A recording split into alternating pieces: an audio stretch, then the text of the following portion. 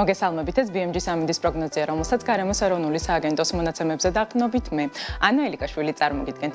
6 აპრილს სრულიად საქართველოში დროგამუშობით ღრუბლიანობა მოიმეტებს უმეტეს რაიონში, მოსალოდნელია ხანმოკლე წვიმა. დასავლეთ საქართველოში +16, მთიან რაიონებში კი +14 გრადუსია მოსალოდნელი. აღმოსავლეთ საქართველოში +15, მთიან რაიონებში კი +16 გრადუსი ფიქსირდება. რუსთავსა და მარნეულში +19, თელავში +18, სიღნაღში +19 გრადუსი, ომოლოში +16, ლაგოდეხსა და ცხინვალში +10, გორში კი +13 გრადუსია მოსალოდნელი. სტეფანწმინდაში +5, ბაკურიანში +1, გუდაურში +3 გრადუსი ფიქსირდება, ბორჯომში +9, ახალციხეში კი +11 გრადუსი უნდა ველოდოთ. გადავინოსოთ დასავლეთ საქართველოს ქალაქებში, ქუთაისში, ბათუმსა და ფოთში +13, სოხუმში +15 გრადუსი, ზუგდიდსა და ქობულეთში +13, ანაკლიაში +14, ოზურგეთში კი +11 გრადუსია მოსალოდნელი. რაც შეეხება დედაქალაქს, თბილისში ჰაერი +17 გრადუსამდე გათბება. ასეთი გახლდათ ამინდის პროგნოზი საქართველოში 6 აპრილისთვის.